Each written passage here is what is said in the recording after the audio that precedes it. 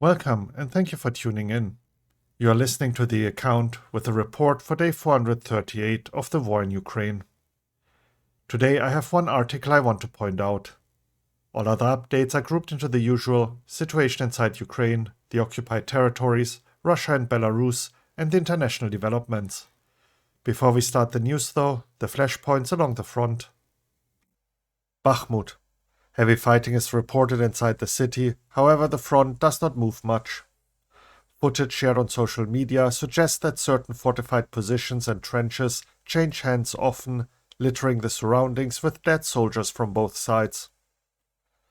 Defenders continue to hold Kromove, Budanivka and Ivanivske against the Russian onslaught, despite the fact that fighting in the settlements outside Bakhmut has essentially reduced them to rubble. During the night, the press service of Yevgeny Prigozhin shared a statement by the head of the Wagner PMC, claiming that the city has no strategic significance for the Russian Federation and stating that capturing it was not the main goal of Operation Bakhmut Meat Grinder. In the morning, Prigozhin announced that the commander-in-chief of the aerospace forces, Sergei Surovikin, will oversee the dialogue between the Ministry of Defense and Wagner, and that the PMC has been promised to receive as much ammunition and weapons as is needed to continue hostilities in Bakhmut. Meanwhile, Ramzan Kadyrov claimed that he signed a letter to Putin asking permission to move his soldiers to Bakhmut. And now for the article I wanted to point out, titled Wagner, a shadow of what it once was. Russia security expert on the rage of mercenary boss Prigozhin. The Kyiv Independent interviewed political scientist Mark Galeotti, one of the world's most renowned experts on the Russian security landscape. The interview focuses on Yevgeny Prigozhin, his Wagner PMC, and the internal dispute with the Russian military leadership. Galeotti gives very interesting insights into the workings of the Russian military and its more autonomous forces like the PMCs and Chechen soldiers. If you're interested in this sort of topic, please check out the interview. A look at all the minor updates out of Ukraine. The Ukrainian Deputy Defense Minister Volodymyr Havrilov said in an interview that he believes the Russians will panic because of the false perception of reality that their propaganda feeds them once Ukraine's army launches a counteroffensive. During a meeting with the Inspector General of the Bundeswehr, General Carsten Breuer, Valery Zaluzhny, Commander-in-Chief of the Armed Forces of Ukraine, expressed hope for the supply of F-16 aircraft to Ukraine. Kirilo Budanov, the head of Ukraine's main intelligence directorate, in an interview talked about his beliefs that Russia has no potential to launch a large-scale offensive anywhere in Ukraine anymore. However, Russia is trying to accumulate certain missile stocks to disrupt Ukraine's counteroffensive. Top Ukrainian officials fear that the much-anticipated upcoming Ukrainian offensive that is expected to turn the tide of the war may not live up to expectations, the Washington Post reported, citing interviews with senior Ukrainian officials. During the night, Ukraine's air defense destroyed a Russian reconnaissance drone over Kyiv, the Kyiv City Military Administration reported. The Russian military is using various tactics to exhaust Ukraine's air defense system, Natalia Humenyuk, head of the Joint Press Center for Operational Command South, reported. Next up, the latest regarding the situation in the occupied territories. The situation around the Zaporizhzhia nuclear power plant is becoming increasingly worrisome as shelling around the plant continues and Russia forcibly evacuate residents from the area, the International Atomic Energy Agency said.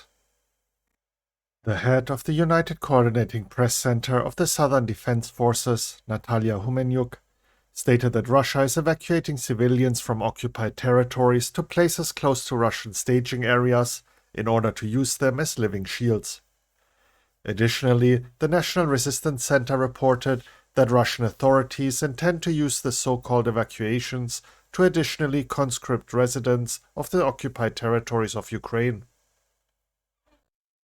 Melitopol Mayor Ivan Fedorov reiterated his statements from yesterday, saying he expects the evacuations will be used for major provocations by the Russian army.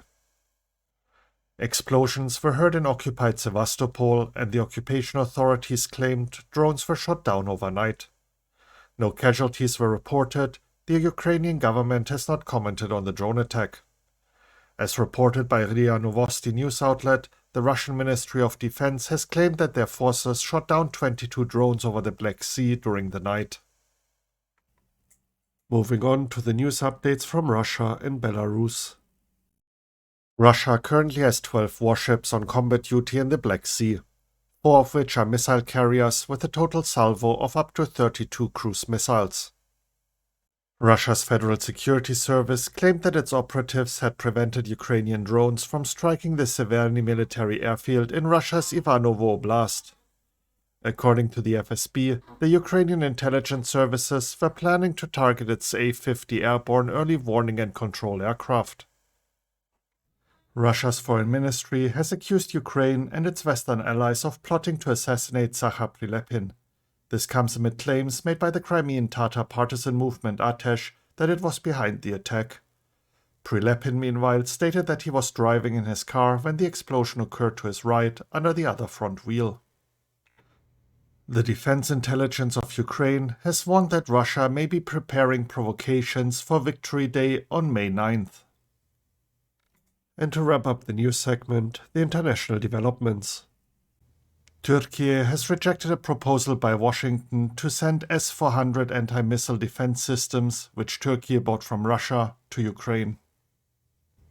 A Russian Su-35 fighter has intercepted a Polish border guard's plane L-410 Turbolet over the Black Sea, causing the pilots to temporarily lose control of the aircraft, according to Warsaw. Piotr Müller, spokesperson for the Polish government, has commented on the incident, saying it was a planned provocation. The spokeswoman for the Polish border guard, Anna Michalska, stated that the European Border and Coast Guard Agency, FRONTEX, has suspended the Black Sea patrolling mission JOMMO Black Sea 2023 following the incident. The United States has high confidence in the veracity of Ukraine's statement that it used an American Patriot air defense system to intercept the Russian Kinzhal hypersonic air-launched ballistic missile. Czech President Petr Pavel has privately warned the Ukrainian leadership against the disaster of a hurried counteroffensive. Pavel also believes that the West should prepare for the fact that there will be no complete victory in the Russian-Ukrainian war. And now for the intelligence report segment, starting with the UK Ministry of Defense. Russia is almost certainly facing its worst labor shortage in decades. The Russian central bank surveyed 14,000 employers and found that the number of available employees was at its lowest level since 1998. Over the last 3 years, Russia's population has reportedly decreased by 2 million more people than expected due to the impacts of COVID-19 and the war in Ukraine. Russia saw up to 1.3 million people leave the country in 2022, including many younger and well-educated people in high-value industries. The Russian Ministry of Communications said that about 10%, 100,000, of the IT workforce left the country in 2022 and did not return. Mobilization, historically high emigration, and an aging and shrinking population is limiting the labor supply. This will likely lead to a reduction in the potential growth of the Russian economy and risks stoking inflation. A look at the latest assessment by the Institute for the Study of War. Wagner Group financier Yevgeny Prigozhin and Chechen Republic head Ramzan Kadyrov stated their intent on May 6th for Chechen Ahmad troops to replace Wagner Group forces in Bakhmut on May 10th. Prigozhin and Kadyrov likely aim to frame the Russian MOD and regular Russian troops as ineffective and set conditions to blame the MOD for any Russian setbacks in the Bakhmut area. While the potential deployment of Ahmad troops to Bakhmut could increase Russian combat power to some degree, the claims made by Prigozhin and Kadyrov are greatly exaggerated.